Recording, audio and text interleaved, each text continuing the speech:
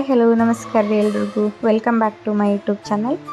ನಮ್ಮತ್ತಿ ಸಂಡಿಗೆ ಮಾಡೋಣ ಅಂತೇಳಿ 3 ದಿನದಿಂದನೇ ಅಕ್ಕಿ ನೆನೆಸಾಕಿಟ್ಟಿದ್ರೆ, ಸಂಡಿಗೆ ಮಾಡೋಕ್ಕೆ 3 ದಿನದಿಂದನೇ ಅಕ್ಕಿ ನೆನೆಸಾಕಿಟ್ಟಿರ್ಬೇಕಂತ. ಸಂಡೇ ಬೇಗ ಎದ್ದವರು ಸಂಡಿಗೆದೆಲ್ಲ ಹಿಟ್ಟು ರೆಡಿ ಮಾಡ್ಕೊಂಡಿದ್ರು. ನಾ ಹೇಳೋಷ್ಟ್ರೊಳಗೆ ನಾ ಎದ್ಮೇಲೆ ಬೇಗ ಸಂಡಿಗೆ ಹಾಕಿದ್ವಿ. ಯಾಕಂದ್ರೆ ಶಾವ್ಗೆ ಕಸ್ಟಮರೂ ಬೇಗ ಬಂದಿರ್ತಾರೆ ಬಿಸಿಲು ಬೀಳೋಷ್ಟ್ರೊಳಗನ.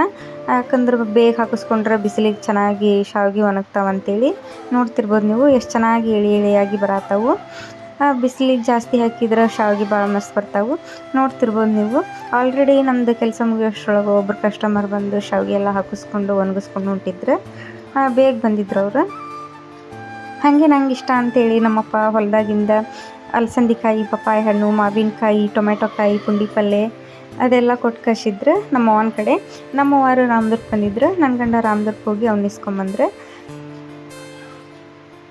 ಅಷ್ಟರೊಳಗೆ ನಮ್ಮದು ಶಾವ್ಗೆ ಹಾಕಿದ್ದೆಲ್ಲ ಮುಗಿದಿತ್ತು. ನಮ್ಮ ಅತ್ತಿ ರವೆ ಕಲಿಸ್ತಿರ್ತಾರೆ, ನಮ್ಮ ಮಾಮಾರು ಹಾಕಿಕೊಡ್ತಿರ್ತಾರೆ. ಅವ್ರ ಕಸ್ಟಮರ್ ಅವ್ರು ತೊಗೊಂಡು ಅವ್ರು ಶಾವ್ಗೆ ಹಾಕಿಸ್ಕೊತಿರ್ತಾರೆ.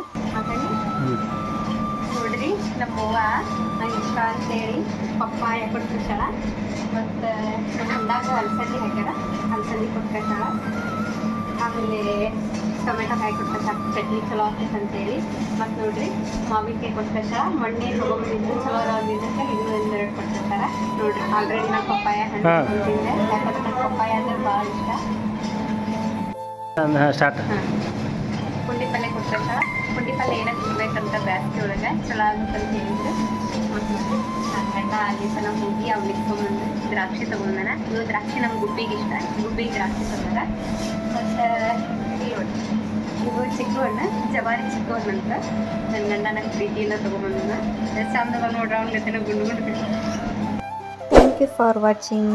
ಪ್ಲೀಸ್ ಸಬ್ಸ್ಕ್ರೈಬ್ ಮಾಡಿರಿ, ಶೇರ್ ಮಾಡಿರಿ, ಕಮೆಂಟ್ ಮಾಡಿರಿ, ಲೈಕ್ ಮಾಡಿರಿ. Thank you.